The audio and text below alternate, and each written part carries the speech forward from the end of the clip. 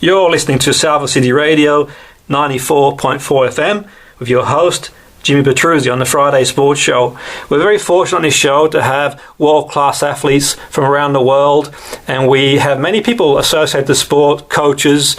We have top footballers in the show and managers, and also people who work in sport in a variety of different capacities. In today's show, we have a very special guest. She's an experienced broadcaster across TV and radio. She writes columns too, got a vast amount of experience, and she's covered many major events such as Wimbledon, London 212, Olympics and Paralympics, America's Cup, the strongest man competition. She was an anchor for a heavyweight fight and covered boxing too. And she's interviewed people like Arnold Schwarzenegger, Stallone, and also Beckham as well. So she's got a vast amount of experience. We could probably do a whole show introducing her with all the experience she has. Very talented broadcaster. No doubt you've sort of seen her on TV, and has got a lot of ability. And I think that her authenticity and sincerity in her interviews, certainly shine through. So Charlie Webster, welcome to the show. Great to have you on board. Oh, thank you. Bless you. That was a very nice introduction. When you started saying world-class athlete, I was like, I'm definitely not a world-class athlete. Yeah. But thank you. That was very kind. But you're world-class at what you do, and you are an athlete too, and I missed that as well. Well, so. I try to pretend I am an athlete. Yeah. No, you do really well. You do the triathlon and the marathons, and that's a big achievement itself to do that. You have a really interesting background in terms of yourself and in terms of the coverage you do. Anyone listening today who's sort of thinking about being a presenter, and on the radio, we have sometimes people coming in for work experience and getting an idea of what it's like to be in the media. There's probably not many people better placed than yourself to talk about that, as well as one of the goals of the show is to increase participation and awareness of different sports and different roles in sport. Where did it all begin for you, Charlie? Did you dream to be doing what you do as a youngster, or how did you sort of get involved in doing broadcasting? I think I've got so many answers to this question. Firstly, you mentioned about increasing sports participation. I think it's really important to say that if you have a love of sport, and when I was younger, I was an okay athlete. I ran in a girls' squad in the Hallamshire Harriers in Sheffield as a teenager, and I didn't go on to be a professional athlete, but I suppose my point is that you can still work in sports. So I think that's the first thing, because I think sometimes we push out sport, and you don't have to be a professional to be involved in the world of sport. You broadcast a sports show. I went on to be a journalist and broadcaster, and ended up working on so many different sports events, not as a competitor, although, as you mentioned, I still do a little bit, but as a presenter on the other side. So I suppose firstly, but then where it started for me was, when I was younger, I didn't dream of being a broadcaster or a presenter, mainly because I never had, that influence around me, and I didn't even really know it was a job. And I think things have changed a lot now. It's so great that, I don't want to sound old because I'm not, but I was, I think, the last kind of couple of years, a generation without social media. Yes. So I think it's great now because you do have access to people like, myself that work in it, that I'm really open, people can contact me, and I definitely try to get back to people and give advice. But I think that I basically wanted to be an athlete, and I trained as a teenager, as I mentioned, in running. I was a 400 metre runner, and then I ended up going to university. And to be honest, the reason why I went to university was because I really had, I had family difficulties, and I felt like I didn't really have any other option but to go and do something, because I had nowhere to stay and didn't really have any other options, and went to university. I was the first person in my family to go to university, so that was also really strange, because I never really believed that somebody like me, or somebody from my background, I'm from a working class background, could go to university. And of course people can, but I think for me it was never really something that was shown, a pathway that was shown to me. So I think, it doesn't really matter where you come from in the slightest, you can still go on to do things. But of course, you don't have to go to university. I have 3 brothers.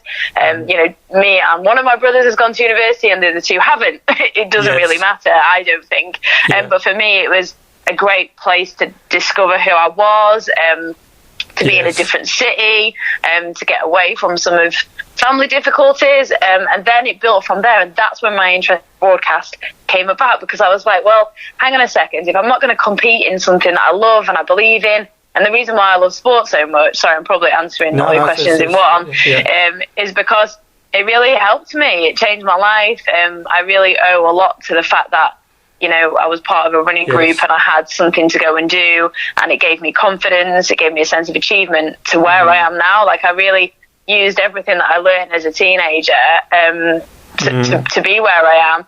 And then I was like, well, hang on a second, like, maybe I can work on the other side of it. Maybe I can talk about it. And, you know, I had a wealth of knowledge just because I was a sports fan from a really young age. I was brought up in a sports city. I mentioned Sheffield. Yes. And, you know, and everyone around me really loved sport. Yes, absolutely. So that's kind of how it grew from there. And anybody that wants to get in it, I'd say 100% go for it. It's not easy, but then I don't think any industry really is.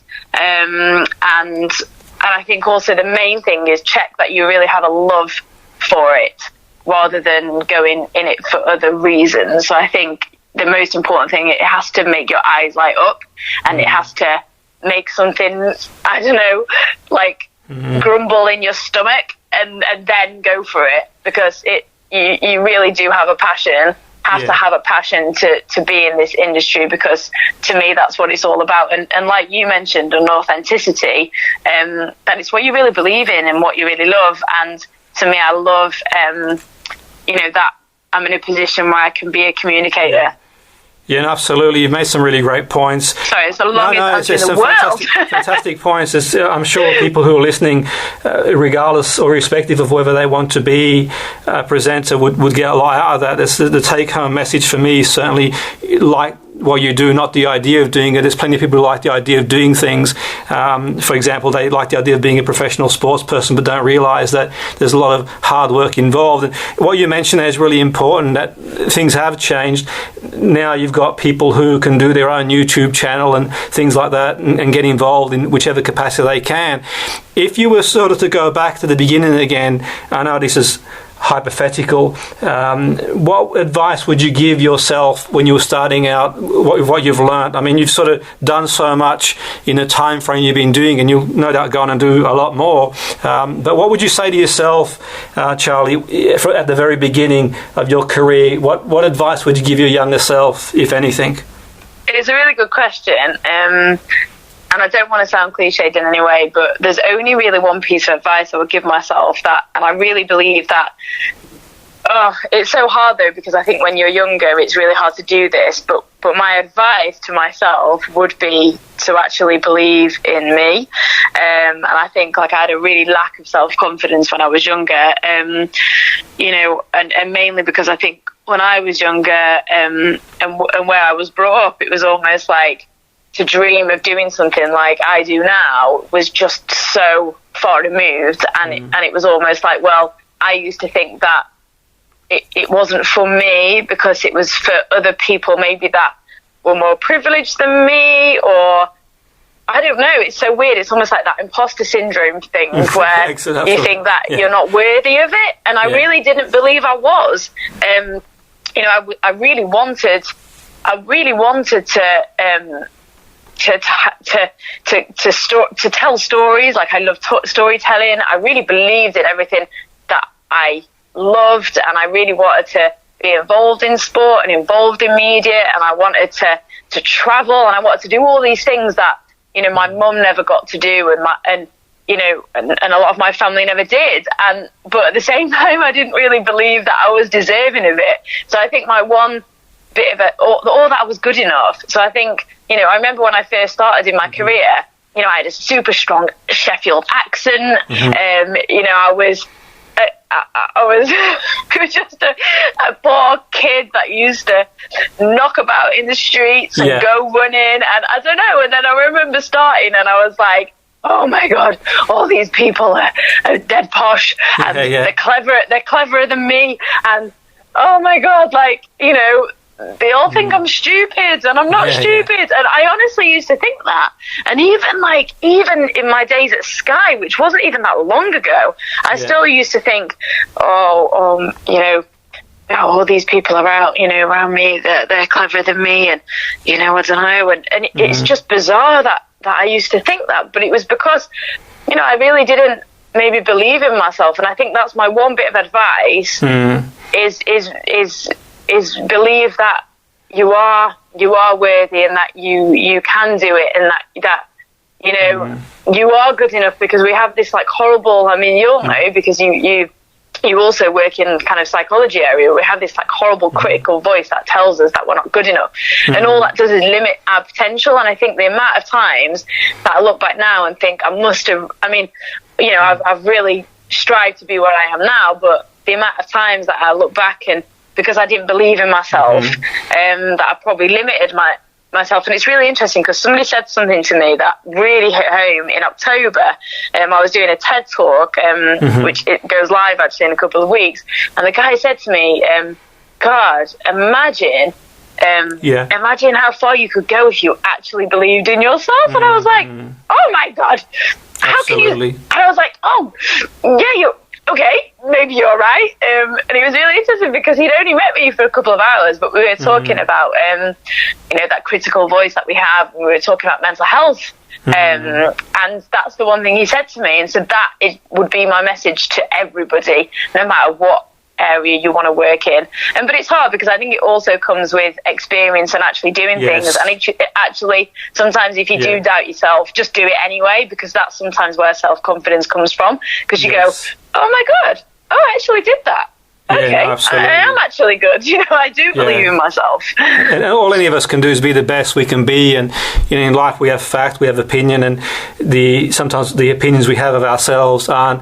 We can be our own worst critic, that's for sure. But I think there's a case for sometimes, Charlie, having that sort of voice, and it serves us to a point. Sometimes it's grounding too. And I think one thing that strikes about you in this field is that you're very grounded, and your identity around being brought up in Sheffield, and I was brought up in a very working class environment like yourself, and I always go back and deliver talks there and connect with the young people there with the aim of inspiring them and telling them that all things are possible, to the point that have that belief.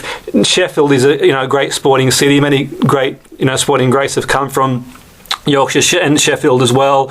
I believe you're a Sheffield United fan. It's a club. It's a fantastic club, and with a lot of tradition. I hold my hands up in terms of, I didn't expect them to do as well as they are doing this season, but you'll know more than me. I don't sort of know a great deal of what's going on. I've got a lot of respect for the manager there and the backroom staff there. What are your thoughts on Sheffield United this year and what they're achieving? And do you believe, in terms of could they break into that top four? It's not easy, but they're not a million miles off. What are your thoughts on it?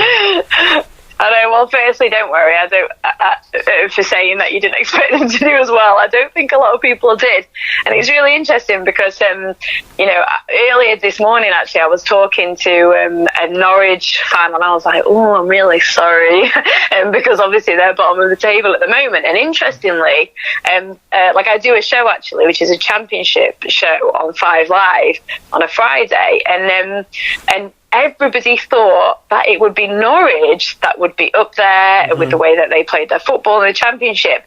But what's quite funny is not a lot of people looked at Sheffield United. They wrote us off as if we played long ball football, as if we didn't really have that kind of modern skilled football. We were just a bit of brute force and couldn't pass. But these people, that the pundits, and I did have a laugh with Jason Mohammed, who's a friend of mine, who's a presenter on BBC, about some of the pundits he works with, and I was like, tell him to actually watch Sheffield United and stop saying these things, because I was like, they haven't played like that for a long time. Yes. So actually, if you look at how we played in the championship, you wouldn't be as surprised at the way we're doing, because we play really nice passing football. But I think at the moment, the reason why we're doing so well, and I actually wrote an article about Chris Wilder on BBC Sport recently. I think it was in December.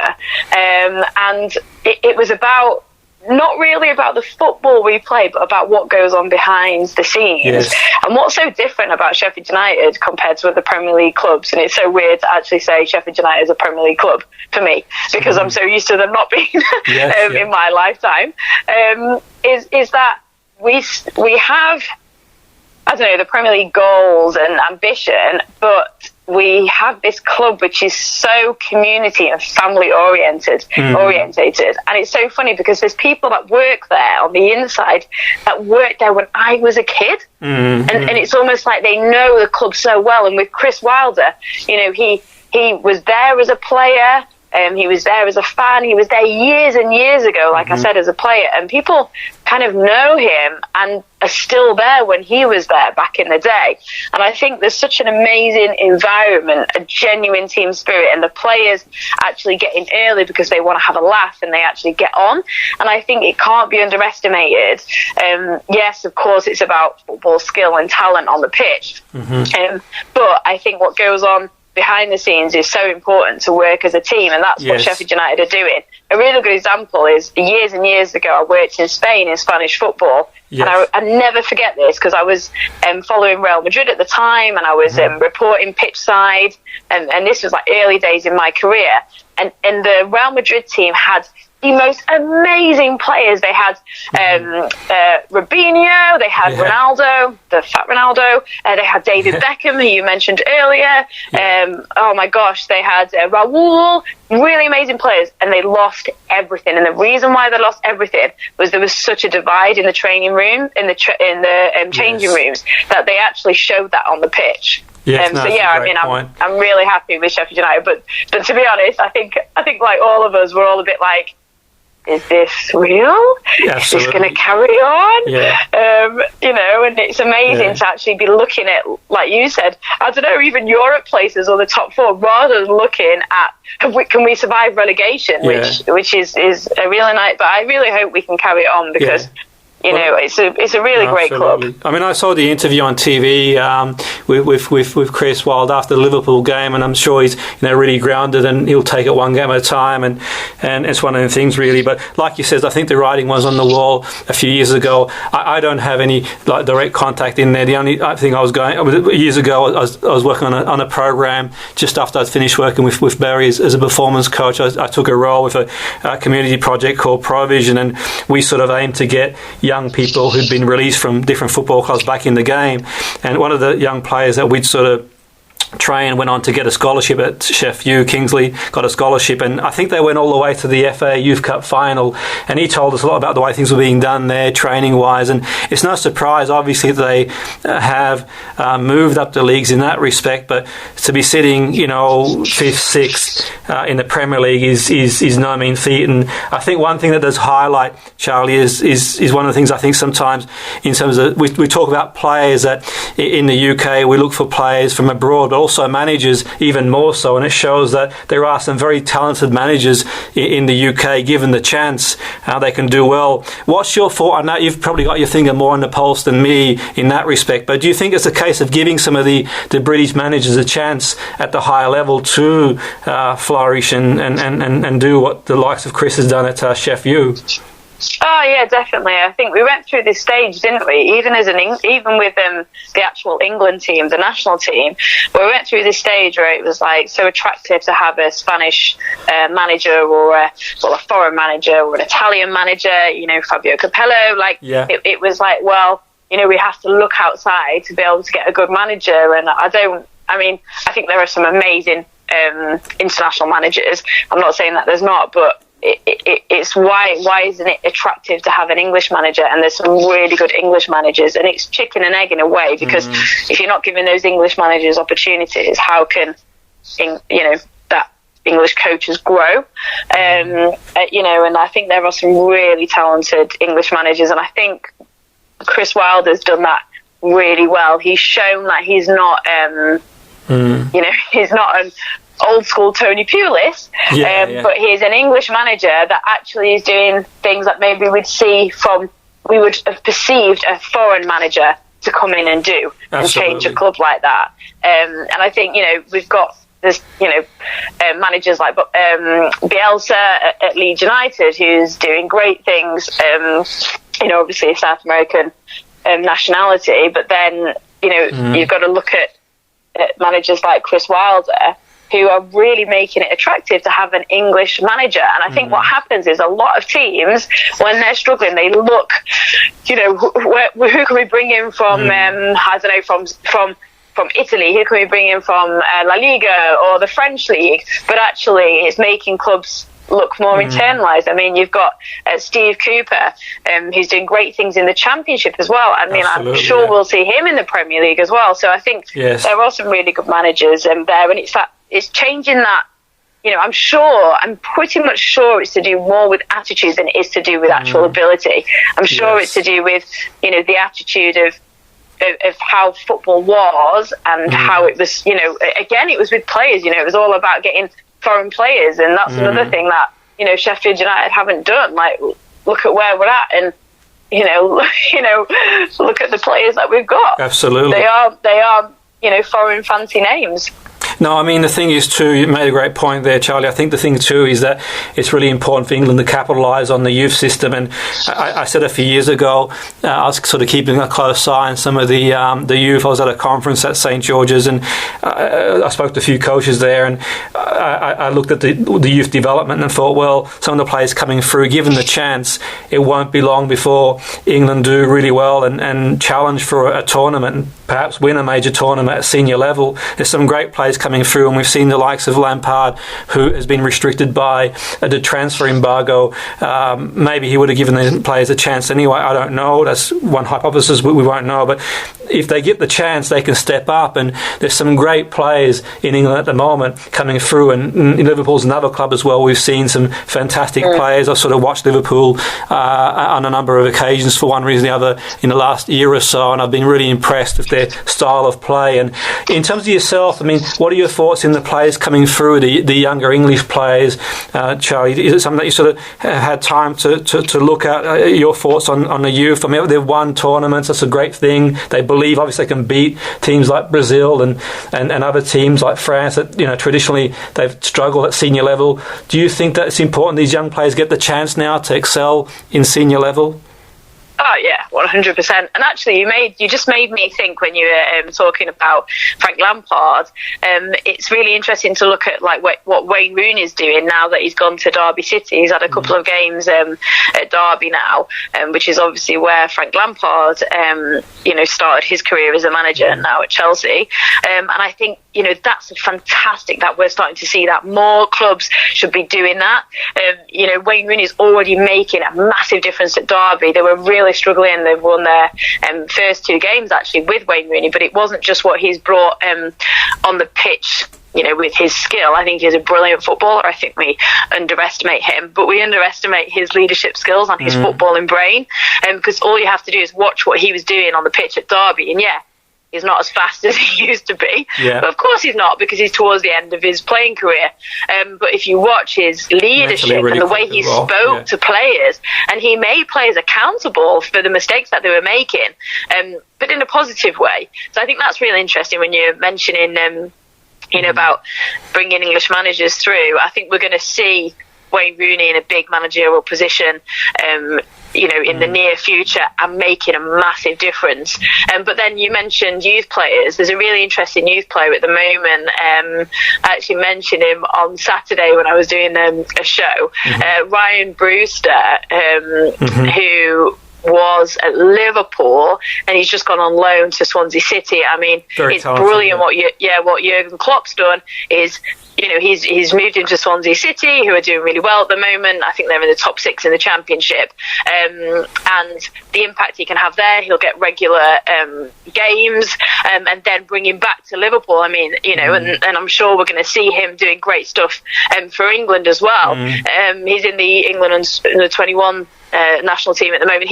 I think he's 19 years old. But giving those players those opportunities, not just on a national level, but making sure that managers like Jurgen Klopp give those players the opportunity, sending them out on loan in the Championship teams, or in other Premier League teams. I think it's absolutely brilliant. So I'm all about at the youth system, and I think that's why we're doing so well at the moment.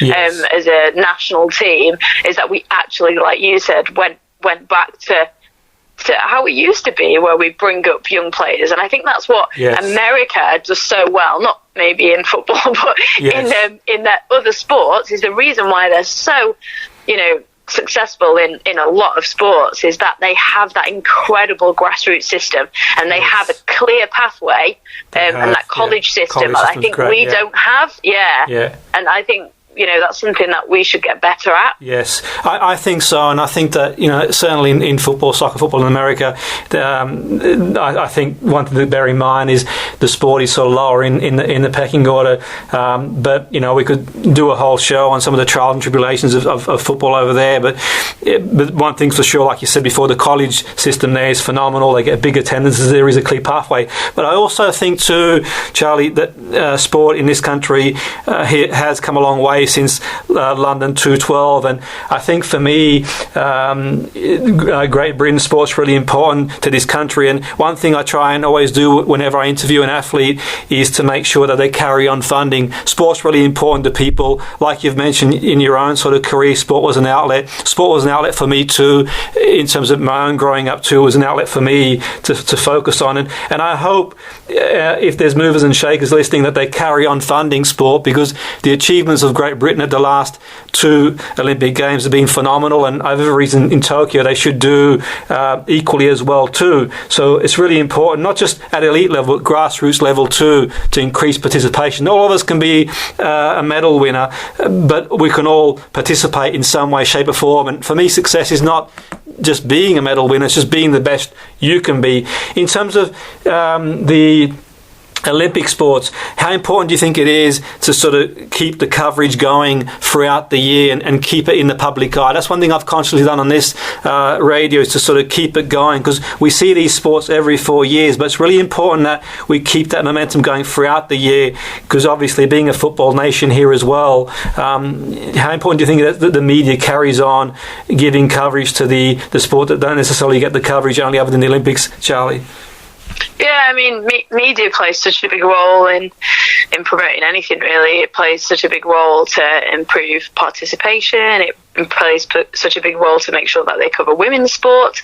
And I think, it's important that we keep, talking about the Olympics, about everything that really goes on, because we saw the effect that 2012, like you said, had. I mean, I was so lucky to actually work on that. It was definitely so far one of the highlights of my career, to be privileged enough to actually work on 2012, and I saw the effect it has on people. And like you said, I think when I talk about sport, I don't really tend to promote it on a professional level. Obviously I broadcast on it, but in the sense that, to me, like you said, it's so much more than being a medal winner. Yes, absolutely, we should create a pathway, which, I just said, so I don't want to contradict myself, to be able to be a professional sports person. But I think we can't make it all about that, because when we make it all about that, we literally put a barrier to entry and rule off the majority of people. Sorry, my doorbell actually just rang. It's so important that we talk about it from other perspectives as well. But the media plays a huge role. I mean, if the media starts getting behind something, then the public tend to follow. Absolutely. I think, like you said, there's a balance between both, having a very clear pathway to the top, which is improving a lot. I mean, a lot of credit goes to the cycling team as well. They've done phenomenally well, and swimming's improving, and track and field has always been relatively strong in GB. But I think, getting more people involved. But like you said, even things like, women's football, making sure that away from the World Cup and Euro Championships, they keep getting that publicity to sort of keep helping it to improve and get more people involved in the game at every level. In terms of yourself, I mean, you also do campaigning. One thing that I think that is admirable about yourself, Charlie, is the fact that it isn't just my opinion. I think a lot of people in certain positions, they sort of I wouldn't say toe the line, but what they do is entirely up to them. But I think it's sort of brave of you to come out and speak about some of the issues that you spoke about, because I do know a lot of people in certain positions would rather not, because it could, I'm not saying affect their professional career, but in the sense that they might think, well, you know, I don't want to sort of give too much of my beliefs away. But in terms of yourself, you're an advocate for the social and domestic violence and malaria, and we'll get to that shortly. But tell us a bit about the advocacy stuff that you do for domestic violence, and I think that's a really great thing, because domestic violence is certainly a variable in mental health and stress and many other things, so to speak. But tell us about your role in that area and what you hope to achieve. How would you like things to be different in that area, and how come you've got involved? If you don't mind me asking and sharing what you feel comfortable sharing to the listeners. No, it's fine. It's really important that we do speak about it on all mediums, because it's not just for a certain group or a certain outlet. I think it's interesting that you said, I think, yeah, you're right. It's up to people whether they do want to speak out about things, but from a personal perspective, I feel like that's what I'm maybe here for. I don't want to get too deep, but I feel like, you know, maybe I've gone through what I've gone through to be able to try and speak about it. I'm in a really privileged position where I have a voice that I can, I would say I've got a massive voice, but I've got a voice that does reach people and that I can try and, make a difference with. And for me, I think, you know, yes, there is this feeling that we have to toe the line a lot of the time, and that, oh gosh, we can't speak about that. And that's exactly why stigmas and attitudes, whether it's in mental health, whether it's domestic abuse, carry on, because we do have that toe the line attitude. And I kind of think, well, I'd rather say my beliefs, and I'd rather try and make a difference and try and change things than just toe the line and end up, not making a difference and just doing my work. It's not really who I am, and it's not really what I believe in. Very much the reason why I'm even in my industry is to be able to use it in a positive way. So I've actually made a podcast called Undiscussable, and it's on all platforms. It's on Apple and Spotify and all the rest of them, and it's just called Undiscussable. So you just have to type it in if you want to listen, and that's using the power of storytelling really to talk about domestic abuse. I was brought up in domestic abuse myself, and I know that the devastating effects it can have, and why it's there's so many reasons why it's so important to talk about it. But I think I'll just kind of highlight that the reason why we need to talk about domestic abuse is because it is pretty much the start of all problems. So it's a leading cause of youth homelessness. It's a leading cause of homelessness. It's linked to substance and alcohol abuse. It's linked to youth knife crime. It's linked to crime. It's linked to females in prison. It's literally linked to antisocial behaviour. There's been a lot of we talk about youth knife crime at the moment, and nobody's actually asking why people are behaving like this, why young people are behaving like this. Instead, they're just demonising young kids, and so I really feel like we have this short-term view of things instead of actually looking at a long-term and asking why.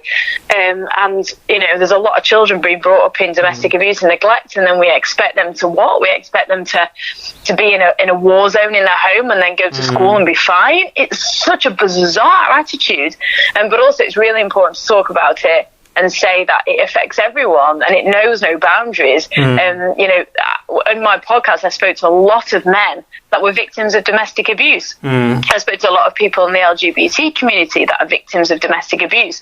There was a guy who's incredible. I spoke to. He's from Liverpool. He's white. He's 6'3". He's got tattoos.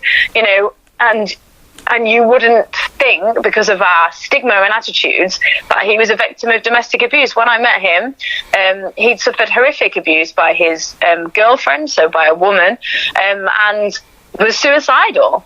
And again, suicide is the leading cause of death in men during a certain age group, and we aren't even looking at domestic abuse. Absolutely. So I think, and I think, my message is, let's talk about this, because it affects everyone. And why is there shame attached to it? If you're a victim of domestic abuse, there is no shame, and it's really important that it's also about controlling behaviours. The fundamentals of domestic abuse is power and control.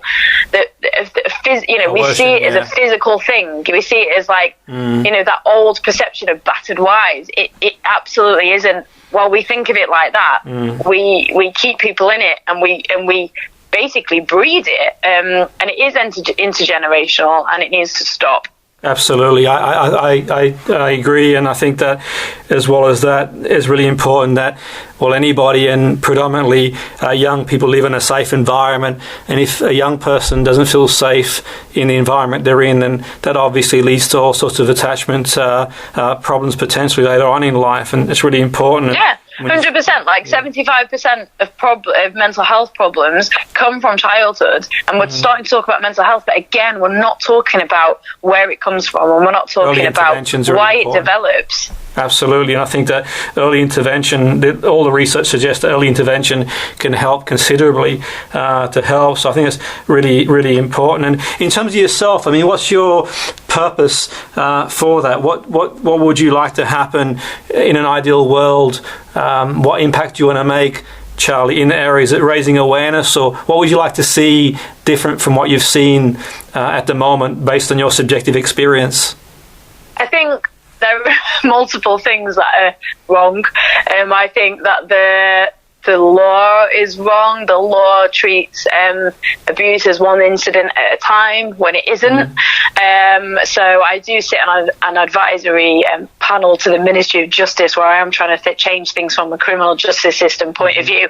But that actually, to me, the one thing, if I can try and make a difference with, and the one reason why I did this podcast and that I'm talking about it, is mainly to actually break the stigma and change attitudes, and actually bring it out of the shadows, so we actually start talking about it. Because to me, the most damaging thing to a child, whether it's domestic abuse or sexual abuse, to anybody that's a victim, is actually the stigma that goes with it. It's to be a victim, it's almost like we see it as something weak, which means that we basically indirectly are blaming the victim. There's nothing weak about being a victim. It's actually an act of the perpetrator. So for me, the one thing I'm trying to change, and if there's one thing we can change, forget resources, forget the criminal justice system, because actually, if we changed attitudes and stigma, then everything else would change. I think it would definitely go a long way towards affecting things, that's for sure. But I agree to a point with what you say. I think there's a number of things, and certainly in my experience and some of the research I've done in those areas, there are. I do echo some of the sentiments that you've mentioned there. I think there's no simple solutions, Charlie, to complex problems. That's just my opinion, but I could be wrong. But I certainly think that having more people like yourself who are speaking about it can only be a good thing. And I think that you can only do what you can do, and obviously if more people were aware and breaking that stigma would go a long way. There's been a lot of research around, like you've mentioned, domestic violence and antisocial behaviour, absolutely, and the nature nurture debate, you could argue, is gone. It's genes environment. Now we know you've got these genes and they're expressed in environment, but we can produce the best environment for people, so they've got like a safe environment to be in, and a loving environment, and also making sure they've got the basic needs met as well. So they're things that I think we could definitely work on. But you sort of strike me as a very resilient character, and I base that on the way you are, and you sort of step up and interview people. We'll sort of get to that shortly, but your own experience with you had the experience with malaria, and I would think a lot of people in that situation may have not necessarily struggled to bounce back, but you seem to have bounced back from what I can see in terms of you're out there and you're sort of living it. Your experience, you also campaigned for malaria. Can you tell us a little bit about that, Charlie? Your malaria? Yeah, so So for anybody that doesn't know, I was critically ill with malaria and actually 3 other tropical diseases, but I think it's easier to say malaria because the other 3 are hard to pronounce. Yeah. It actually put me in a coma, and I had multiple organ failure and respiratory failure, and I was dying basically, and so I was put on a life support machine because my heart stopped and my breathing stopped. I was very, very ill, and doctors said that I was going to die, which was what I think was in the papers, and it was I can't even begin to tell you how horrific that time was, and it was just over 3 years ago now, and also a really horrific time for my family. And it's funny because you said that you seem to have, a lot of people would struggle and they seem to bounce back, and I mean, God, I'll keep it short because I could talk about this for hours. Yeah. But I did struggle, and I think, and I sometimes I did try and put that out there because I didn't want, I don't know, I really believe in being honest and being genuine, and I want people to know that you might see this shiny, glossy, whatever on TV or pictures on Instagram, but there is everybody struggles, and I think it's important to get that message out. And I found it incredibly hard. I had to relearn how to walk again. I had brain hemorrhaging, which has dissipated, but there was a period of time where they thought I was brain damaged. I couldn't speak properly, I couldn't see at all, and like I said, it's an incredibly long story, and there was a point where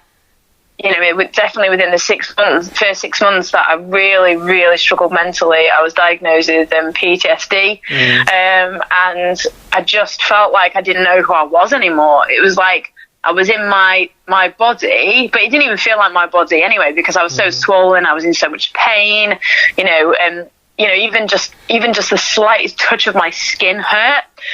But I didn't recognize my own self inside myself, which is so bizarre. I can't even begin to tell you how weird it is, because you're like, well, this is who I am, but who is this person? Wow. And I suppose that's what happens with it in trauma. But I was so determined because I could see how there was a point where I could really see how I could just shut down and shut off and shut away from everybody. So there was a tiny thread of me that was still me, that was so determined to not go there and not be that person. And I've had moments where I've been very broken, but I've fought so hard to kind of come back, and I was so determined and so driven, and I was like, no, I'm not. This is not gonna. I haven't survived to live half a life. I've survived something which doctors said I wasn't going to survive, and which a lot of people wouldn't have survived. I've survived this, so I'm going to live my life. And I think it just clicked, and it's so funny because I'll tell you a funny little story. I was in a supermarket with my mom after a hospital appointment where they told me that my kidneys weren't, so I do have a kidney problem, which will always be long term. And we went to the supermarket after the hospital appointment, after they told me that it was long term, and I was so angry because I had a restricted diet, and I still have a slightly restricted diet. It's not that bad. It just means no alcohol, hardly any salt, blah blah blah. I mean, it's nothing, to be honest. Compared to what some people have to go through and deal with. But I was so angry that I started bashing the things in the supermarket that I couldn't eat. So I'd be like, and I can't have that, and I can't have this. And obviously I didn't destroy anything. I was just lightly punching things in the supermarket because I was so angry, and then it kind of clicked, and I was like, no, I'm okay. I've survived this, and come on, let's make the most out of life. And you know what, if my kidneys fail in 5 years time, that's okay. I'll deal with that in 5 years time, but for now I'm just going to make the most of the time that I've got. And that just clicked in my head. And so you mentioned around some of the work I've done with malaria. I decided, I got an amazing letter from Malaria No More, reaching out actually offering to support me, which was amazing. And then I wrote back and I said, actually, thank you, but can I support you? You know, I'm alive and I've survived this. And then we ended up doing a trip together to raise awareness and to raise money to Uganda. And I made a film, and the film was actually used to try and persuade governments, including our own, to commit to basically the global fund and the fund for malaria, and it worked. The film got played, it got really well publicised, you know, a lot of newspapers got behind it, and that morning Theresa May was the first leader, she was obviously the Prime Minister at the time, to commit to the global fund. And the reason why it's important, because I think it's really important because we don't have malaria in this country, so why bother, type attitude, is that actually it has a knock-on effect on everyone, and we're a global community. Absolutely. And there's still a child dying every 2 minutes. And it's like, oh my gosh, I mean, personally, I can't have that on my watch. Absolutely, yeah. So if I can try and make as much difference as I can, and it absolutely devastates. And you know what's worse? You got me on my high horse now.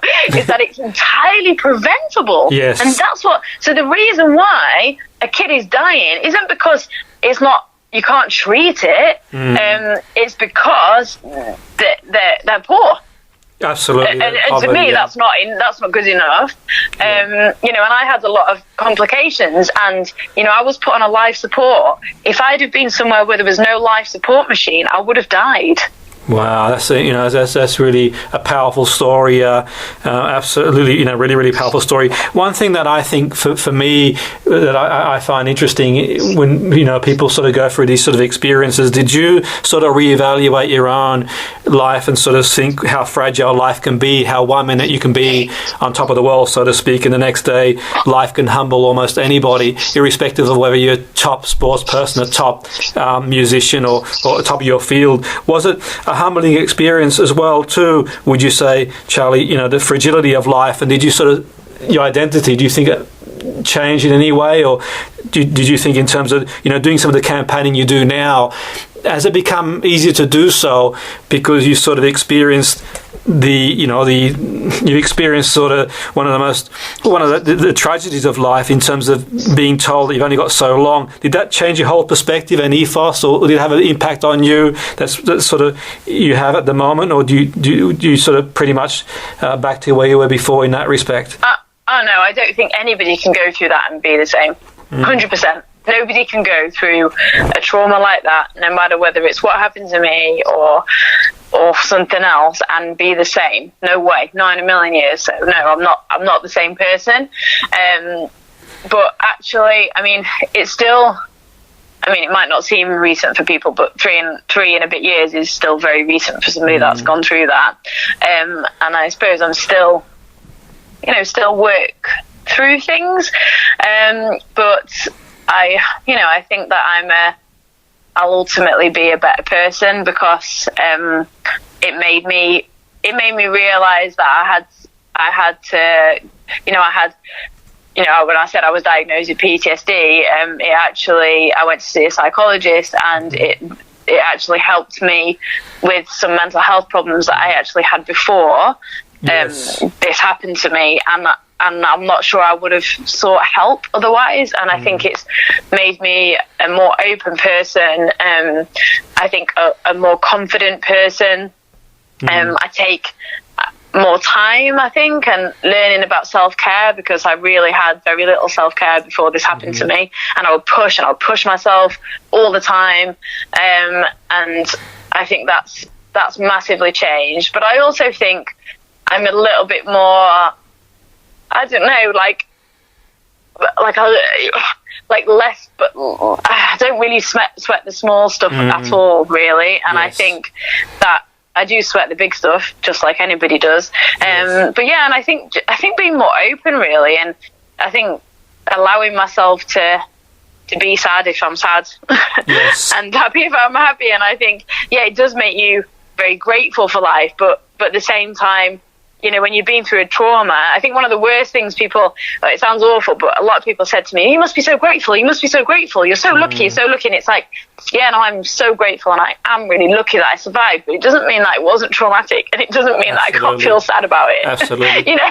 No, absolutely. And I'm not a clinical expert in trauma, but what I do know is it is, in some respects, in some quarters, a controversial diagnosis, because is the trauma a one-off event? Is it an ongoing series of events? So, for example, someone might have a car accident, a one-off experience, but someone might have ongoing neglect and abandonment as a young person, which sort of leads to feeling unsafe and abandoned. And obviously, the two, you know, in respect to the diagnostic, in terms of using the criteria, it'd be great as technology sort of unravels. At some point, it'd be great to have more pathological influence in sort of looking at things too. But some of the work that I'm not sure if you've come across, sort of going off piece a little bit, is the work of Bessel van der Kolk and Peter Levine, and they talk a lot of good stuff around somatic, and obviously they'll talk about it a lot better than what I can. And you know, certainly anyone listening in the area, do consult if you're going for any problems, a medical professional or someone clinical in that respect. But you know, certainly the work of people like Peter Levine and Bessel van der Kolk, for me, has been an eye-opener in terms of their take on trauma. But it's really fascinating, and you know, for you to be open in that area, I think is really powerful. A lot of people may see that as a vulnerability to talk about that, but I take the sense that you see it as a strength, that if you can get through that. Absolutely. Yeah. I'm going to interject, because I think it's so important that vulnerability is a strength. It 100% is a strength. Like having a stoic outer shell and suffering inside isn't being strong. I think when I was younger, I definitely was a little bit like that. You know, I'd be like, you know, from the outside would be very, you know, come across very strong, but might be struggling in the inside. And actually, like, I think I'm the strongest I've ever been, because I can open up and I can accept vulnerabilities, and actually it means that I meet how I feel, and I actually care for how I feel, which makes me so ridiculously strong and resilient. Absolutely. So yeah, there is no, like, we live in this world. How can you not feel vulnerable at sometimes? Yes, no, you know, how can you not? Absolutely. and you know, it's all right to say that, and it actually takes so much courage and strength to do that. More strength than it does to cover it up. Yes, and it's tiring to cover it up. It's exhausting. I think so too. I think that it can be your strength, and you can channel it in whichever way works for you, and yourself getting involved in the causes that you have got involved in, no doubt, is helping people. You're making a big impact in that. I mean, the listeners as well, sort of going back to your presenting, they'll sort of see interviews, and my experience in interviewing people, and I do a lot of speaking. People have got this perception from the outside looking in terms of what it's like to speak and so on and so forth.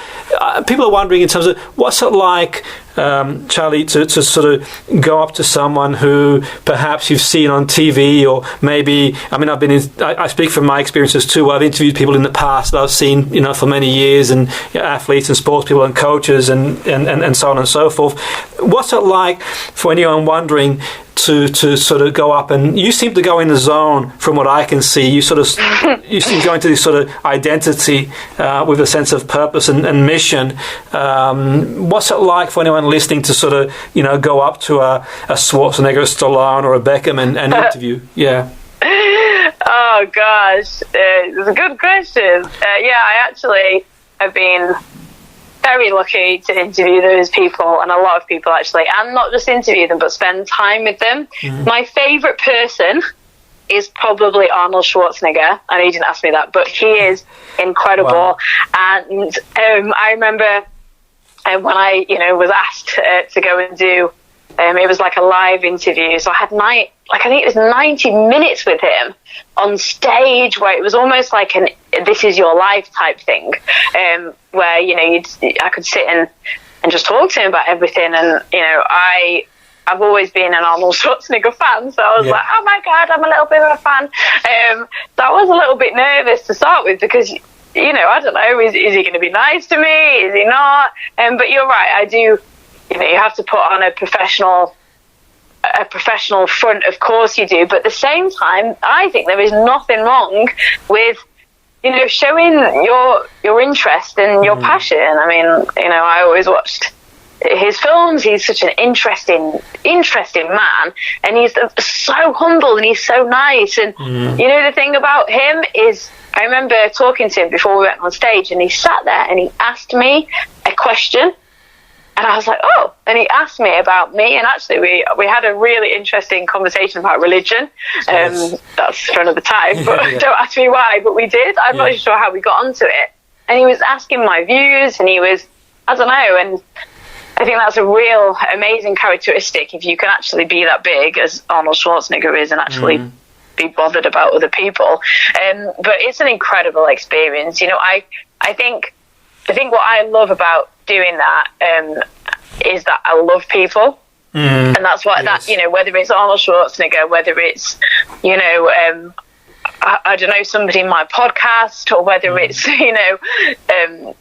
people that are huge like Schwarzenegger and Stallone, is that it's so interesting to interview them, because it's so. It's fascinating, like how people can get in the position of him. I mean, he came to LA with an accent. He was Austrian, and people thought. I mean, he was a bodybuilder, and people thought he was. How could he possibly do film because of his accent? And to be where he is now, and to be an American, and to really represent America is just sensational. I just love to know how people get like that. And it's the same with Stallone. And what I found interesting about Stallone was, he's had lots of mental health difficulties. He's thought he was a failure. He struggled to get the Rocky script off. Absolutely. And it's just amazing, because you walk off stage and you're just so inspired, and you're like, and I'm always like buzzing when I've interviewed people like that. And absolutely. And you're like, well, if Sylvester Stallone could get his Rocky script off, then I can do anything. Absolutely. And the story about him, selling his dog and buying it back as well, and that's another story for another day. It's just amazing. Phenomenal. I mean, we're sort of drawing towards the end of the show, and we sort of covered a lot, and it's been really great for you to join us, Charlie. In terms of your podcast, if you just want to give some details on the podcast and your website, if you'd like to share that, so people listening can sort of get on board the podcast and have a see. Definitely check it out if you can. Just a bit of a warning, it is quite a heavy podcast, so if you have experienced abuse, I think it will definitely help you. If you haven't, listen to it, because it's all about education, and it tells so many different angles to it. It's really challenging. It's definitely not what you think it's going to be. It's a real rethinking of the perception of it, and it's called Undiscussable. I should mention that. You can just find it on any platform, really. It's on Apple Podcasts, it's on Spotify, and just type in Undiscussable. If you can't find it, you can go to my website, which is charliewebster.com. I'm also on social media. God, I sound like I'm doing a real plug now. But my Instagram is Charlie Webster. What's my Twitter? My Twitter is, I think, @CharlieCW. Send me a message. Fantastic. No, I really want to thank you for coming on the show. Charlie Webster, we've interviewed for the Salford City Radio 94.4 FM. It's Friday Sports Show. It's been a phenomenal interview. Charlie, I wish you all the best in your future endeavours, and no doubt you'll sort of carry on doing the great work that you're doing. And it's been a privilege, no doubt, for our listeners, and they can definitely get in touch and email us on our Facebook page too. Thanks again, Charlie. Best wishes. No, thanks for having me.